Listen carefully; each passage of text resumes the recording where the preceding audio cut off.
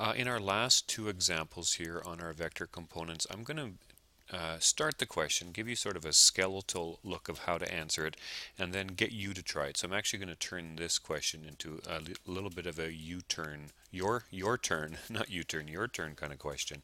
So we've got three vectors, A, B, and C, and you're not given any picture or diagram for this, so they'll just give you the bare bones, and then we need to add them together.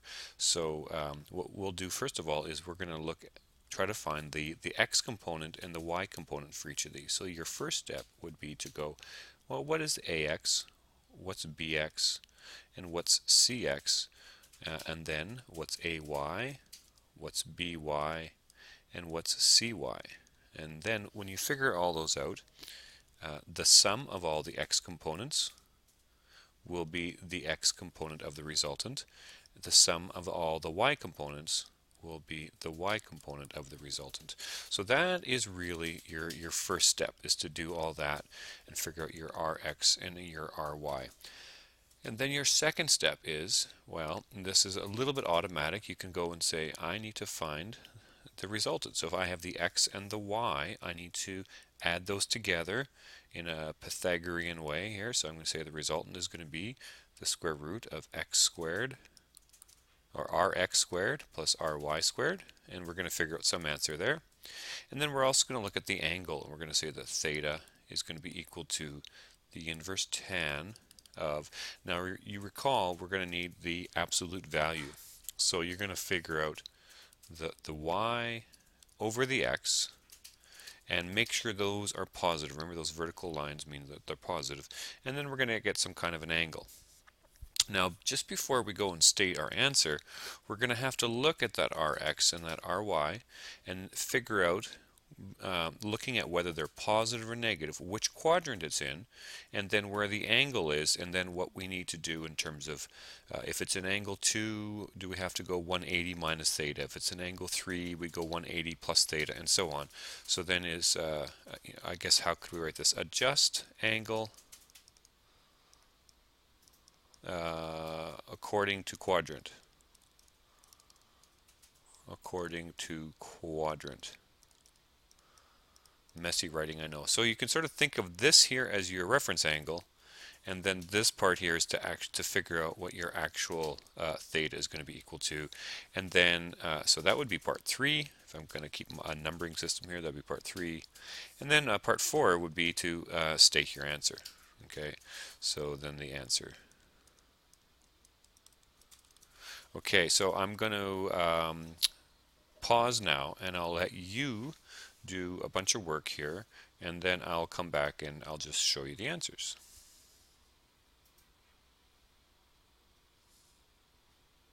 So make sure you have paused. Okay, so when I did my calculator work, I actually did not complete each of these and write it down again. I just wrote down 2.65 times the cos of 140 plus 4.77 times the cos of 252, and so on. And then I figured out what the Rx value was, and it was negative 0.696.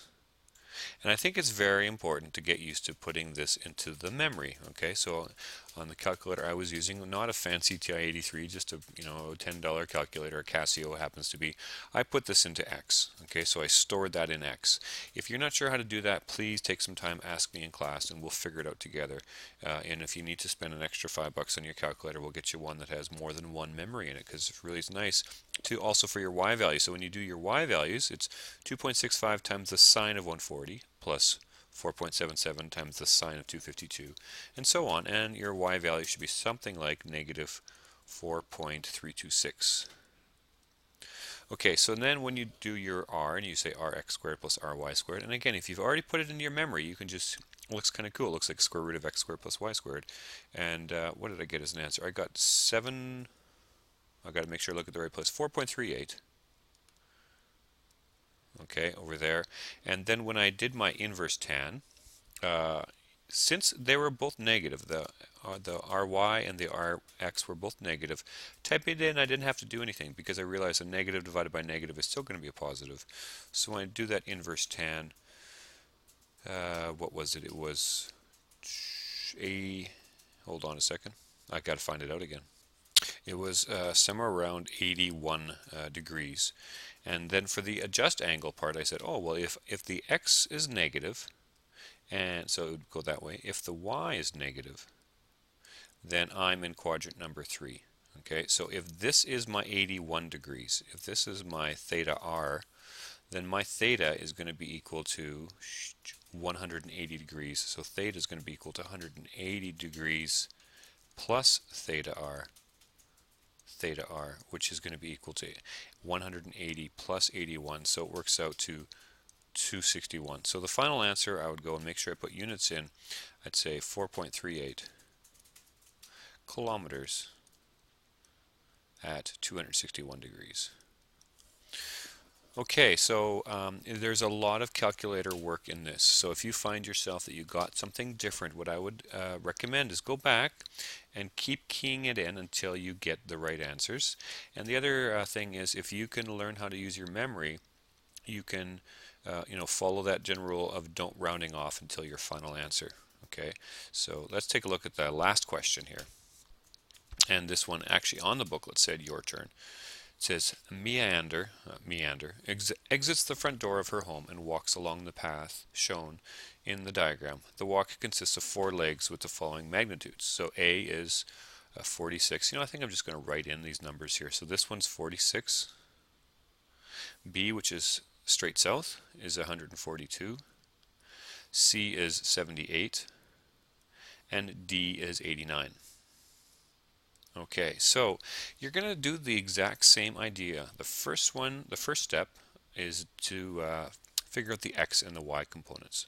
So if we say ax equals, and then ay equals bx, cx, and there is d, right, dx.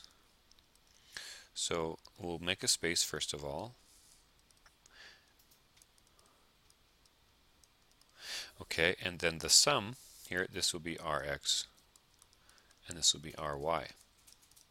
Okay, so looking at A is only going straight to the right. That is a positive X direction. So that one is fairly straightforward in that right away I can go and say, oh, that is going to be positive 46 in the X direction and 0 in the Y direction. Just by looking at that, I can see. B is going straight south. So it's going to be a negative y value. So I'm going to get a by of minus 142 and an x of 0 because it's not going in the x direction at all. C and D is where I'm actually going to have to get in, my directions and my cos and my sine out again. So thinking about, okay, this is vector C. So vector C starts, I'll draw an xy grid right here. Oh, disappears on me. What would the angle be? Well, the counterclockwise angle would be like this. Counterclockwise from east would be that. So in this one, C would be, so 78 at, what direction would that be? That would be 180 plus 30, so that would be 210 degrees. So when I'm figuring out my x and my y components for that, it would be 78 times the cos of 210. I think I need a smaller pen here. Cos 210, and cy will be 78 times the sine of 210. Okay, degrees. Okay, I'm going to give you a second now on your own. Can you figure out what the angle is for D, and then can you write in what dx and dy are? I'll just pause for one moment.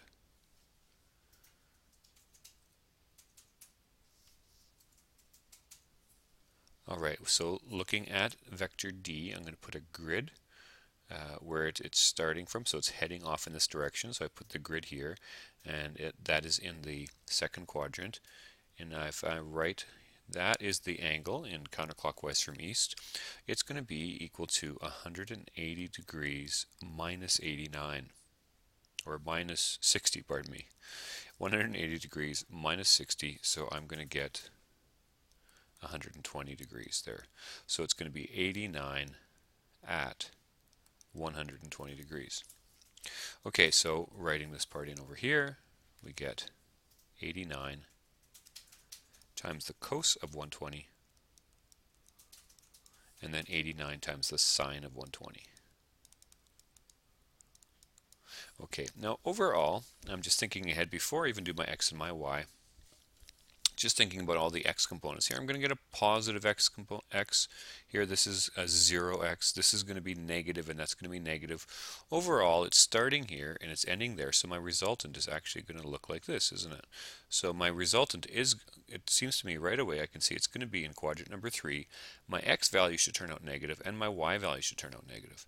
So when I do my calculator work, I do get a negative 66.05 for my x resultant, or my x component of the resultant, and for the y component I get a negative 103.92 when I do all those. And again, I would put these in the memory. Okay, now let me just pause and let you finish and see if you can finish this little piece on your own.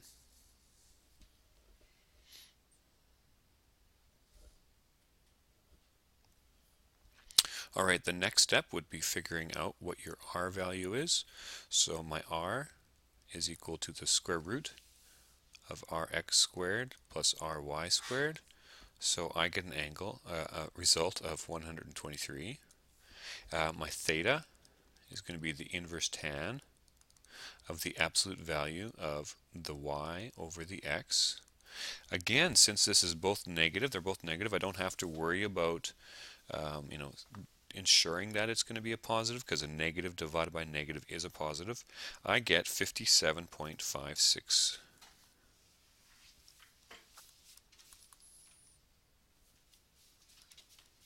degrees. And the last part is, I think, okay, if these are both negative, that means that, just like I thought before, my resultant, right, is in quadrant number 3, and I'm going to have to say that here is my 57.56 degrees here.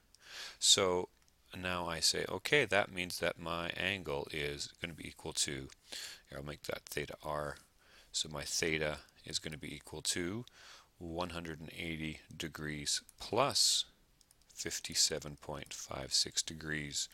So I will get a final answer of 123 meters at 238 degrees. I like to round off when I look at the data here.